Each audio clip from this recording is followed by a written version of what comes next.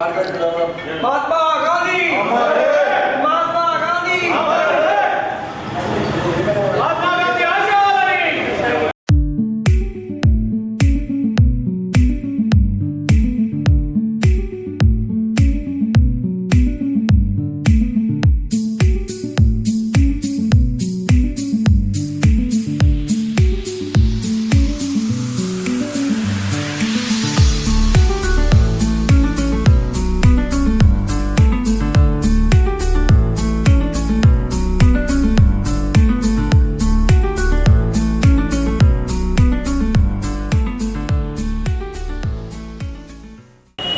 महात्मा गांधी गारू वर्धंति वाले महात्मा गांधी 78వ वर्धंति మన महात्मा गांधी గారు 1869లో అక్టోబర్ 2న జన్మించారు.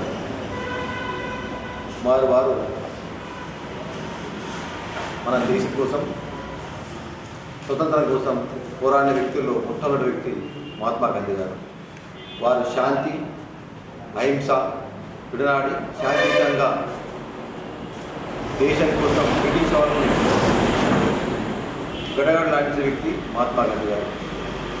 అటువంటి వ్యక్తి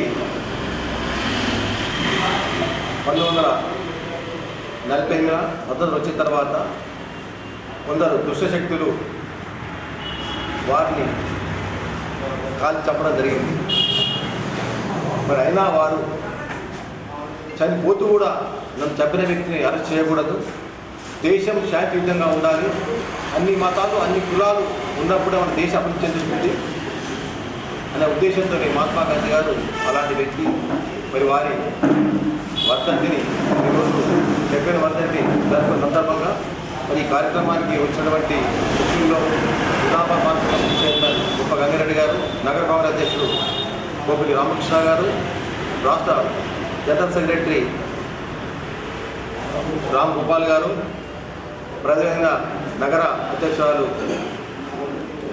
రేవతి గారు, ఎన్ఎస్ఏ నుంచి రాష్ట్ర స్థాయికి ఇచ్చినటువంటి గణరాజు గారు, మరి అదేవిధంగా ముఖ్యులందరూ కూడా ఈ కార్యక్రమానికి ముఖ్యులందరూ కూడా మరి వారి వర్ధంతి సందర్భంగా అందరి నాకు నమస్కారం జరుపుకుంటూ మరి ఇటువంటి వ్యక్తిని మనం ఎప్పుడు కూడా మర్చిపోలేము. బాపూజీ గారిని మన దేశానికి స్వతంత్రం తెచ్చిన వ్యక్తి, మరి అదేవిధంగా అన్ని మతాలు అన్ని కుతాలు ఆదరించిన వ్యక్తిలో బాపూజీ గారు. కాబట్టి వారి వర్ధంతులు జరుపుకుంటూ వారి జన్మదిన కార్యక్రమం జరుపుకోవాలని దేశంకు ప్రజలకు కోరుకుంటూ మరి వారి అడుగుజాడలో మనమందరూ శాంతియుతంగా వారి కాంగ్రెస్ పార్టీ ఉందంటే కాంగ్రెస్ పార్టీ కూడా ఆనాడు స్వతంత్ర పోరాడే వ్యక్తుల్లో మహాత్మా గాంధీ గారు. కాబట్టి వారి అడుగుజాడలో కూడా ఇప్పటికి కూడా మనమందరం కూడా కాంగ్రెస్ పార్టీ వారసులందరూ కూడా శాంతియుతంగా అన్ని కులాలు అన్ని మతాలను కూడా కలుపుకొని పార్టీ ముందుకెళ్తున్నది. అందుకనే ఈ రోజు భారతదేశంలో దేశం ఎంతో అభివృద్ధి చెందిందంటే మరి వారి అడుగుజాలు నడవడం వల్ల అన్ని మతాలు అన్ని కులాలను ఆదరించడం వల్లే ఈనాడు మన దేశం ఇంత ప్రతిష్ట వచ్చిందంటే వారి మహాత్మా గాంధీ సూచన మేరకు జరిగిందని చెప్పుకోక తప్పదు. మరి ఇటువంటి మహాత్మా గాంధీ గారు కూడా మనం ఎప్పుడు కూడా మర్చిపోలేమని చెప్తూ మీకు సభాగా తెలియవచ్చున్నాను.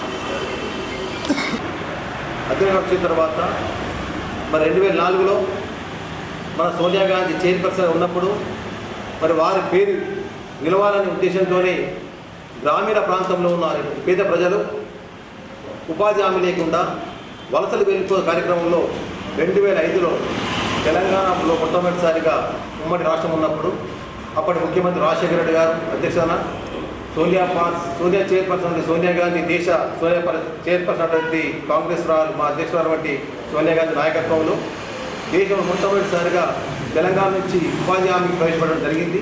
ఎందుకంటే వలసలను నివారించడానికి 100 రోజుల పని కార్యక్రమం చేపట్టింది. ఆ రోజు సోనియా గాంధీ నిర్ణయిస్తూ మన్మోహన్ సింగ్ గారు ప్రధానమంత్రి ఉన్నప్పుడు వారి సారథ్యంలో ఈ యొక్క కార్యక్రమం చేపట్టడం జరిగింది.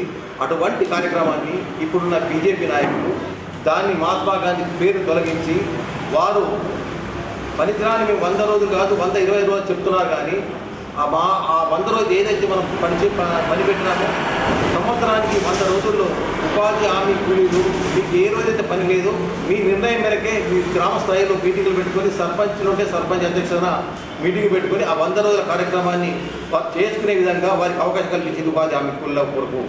మరి అటువంటి దానిని ఈ మధ్య కాలంలోనే వారిని బీజేపీ ప్రభుత్వ నాయకులు గాంధీ పేరు వెంటనే వణుకు పుట్టి ఈనాడు రాహుల్ గాంధీ సోనియా గాంధీ పేరు వెంటనే భయపడి ఆ గాంధీ పేరును తొలగించడము దేశంలో తొలగించినా పర్వాలేదు, కానీ తొలగిస్తూ వారికి ఏదైతే కేంద్రం మాకు అధికారంలో ఉంది, మాకు బలం ఉందని తొలగించారు, మరి తొలగిస్తూ దానిని 120 రోజులు చేపడతారు.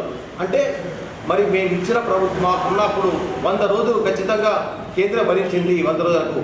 మరి ఇప్పుడు కొత్తగా రూల్స్ ప్రకారంగా 120 రోజులు పెట్టి 75 రోజులు కేంద్రము 50 రోజులు రాష్ట్ర ప్రభుత్వం భరించాలని చెప్తున్నారు. మరి రాష్ట్ర ప్రభుత్వ నిధులే లేవు చక్కగా ఏ రాష్ట్రంలో కూడా. మరి అందుకనే కేంద్రమే మొత్తం భరించింది. కాబట్టి మీరు ఏదైతే 120 రోజులు అంటున్నారో ఖచ్చితంగా కేంద్రమే దీని మొత్తం పనిదినాలకు భరించి పాత పద్ధతితో కొనసాగించాలి. అదే మహాత్మా గాంధీ పేరు తొలగించకుండా ఉంచాలని మేమందరం కాంగ్రెస్ పార్టీ నుంచి అన్ని గ్రామ పంచాయతీ తీర్మానం చేయడం జరిగింది. రాష్ట్ర ప్రభుత్వం కూడా తీర్మానం చేయడం జరిగింది. దేశ ప్రజలు 140 కోట్ల ప్రజలు దీన్ని గ్రహిస్తున్నారు. కాబట్టి మీరు అనుకుంటారు మాకు బీజేపీ వాళ్ళు మాకు అధికారం ఉంది, మాకు బలం ఉంది అనుకుంటారు. రేపు రాబోయే 2029 ఎన్నికల్లో ఖచ్చితంగా కాంగ్రెస్ పార్టీ అధికారంలోకి వస్తుంది. రాహుల్ గాంధీ నాయకత్వంలో మళ్ళీ ఈ మహాత్మా గాంధీ పేరు యథావిధంగా ఉపాధి హామీ అదే పెడుతూ మీరు ఏదైతే ఈ 100 రోజుల పనికో ఇప్పుడు కొనసాగించలేదో ఖచ్చితంగా మేము అధికారులకు ఖచ్చితంగా యథావిధంగా కొనసాగిస్తామని మేము డిమాండ్ చేస్తున్నాం. ఇక్కడ పూజ్య బాపూజీ గారి యొక్క దివంగత దినోత్సవం సందర్భంగా కాంగ్రెస్ పార్టీ జిల్లా కార్యాలయంలో ఏర్పాటు చేసుకున్నటువంటి స్మరించుకునే రోజు. ఈ దేశానికి, ఈ దేశ ప్రజల ఆకాంక్ష ఏదైతే శాంతి, ప్రేమ అనే సిద్ధాంతాల్ని తీసుకొని ఈ దేశ స్వాతంత్రం కోసం ముందుకు నడిపి ప్రపంచ దేశాలకు ఆదర్శవంతమైనటువంటి నాయకత్వం వహించినటువంటి గొప్ప నాయకుడిని దుష్ట శక్తులు, మతతత్వవాదులు పొట్టన పెట్టుకొని ఈ దేశాన్ని తిరిగి ఇప్పుడు పరిపాలిస్తూ ఈ దేశాన్ని మళ్ళీ విచ్ఛిన్నం చేసే దిశలో చేస్తున్నటువంటి కుటిల ప్రయత్నాల్ని ప్రజలు గ్రహించాలి. జిల్లాలో జరగబోతున్న, ఈ రాష్ట్రంలో జరగబోతున్న మున్సిపల్ ఎన్నికల్లో కూడా భారతీయ జనతా పార్టీ మతాల పేరుతోటి ఈ ప్రజల మధ్యలో విద్వేషాన్ని రెచ్చగొట్టి ఓట్లు దండుకొని ఇక్కడ భాగస్వామ్యం కావాలనుకుంటున్నారు. కాబట్టి ప్రజలు గ్రహించండి. శాంతియుతంగా గాంధీజీ చెప్పినటువంటి అహింస, దేశ సౌభ్రాతృత్వం, శాంతి, సర్వమత సమ్మేళనంతో సాగే ఈ భారతదేశాన్ని ఆదర్శప్రాయంగా ఆయన ఏ విధంగా అయితే తీసుకుపోయాడో, ఆయన సూత్రాలను అనుసరించి కాంగ్రెస్ పార్టీ నడుపుతుందో వాటి ఆధారంగా నడుస్తున్న పార్టీ కాంగ్రెస్ పార్టీ. మరి మత విద్వేషాలతోటి నడుస్తున్న పార్టీ బీజేపీ పార్టీ. శాంతి స్థాపన జరిగినప్పుడే సమాజ అభివృద్ధి జరుగుతుందని కాంగ్రెస్ ఆశిస్తే అధికార ధ్యేయమే ముఖ్యంగా బీజేపీ నడుస్తుంది. కాబట్టి అభివృద్ధి అనేది కుంటుపడే ప్రయత్నం జరుగుతుంది. కాబట్టి ప్రజలు గ్రహించి బీజేపీ ఏదైతే మతతత్వ విద్వేషాలు రెచ్చగొడుతుందో దాన్ని అందరూ కూడా క్షుణ్ణంగా పరిశీలించి ఓట్లు వేయాల్సిందిగా, గాంధీజీ ఆశయాల్ని ముందుకు తీసుకుపోవాల్సిందిగా విజ్ఞప్తి చేస్తూ ఈ అవకాశం కలగజేసిన జిల్లా ధన్యవాదాలు. నమస్కారం.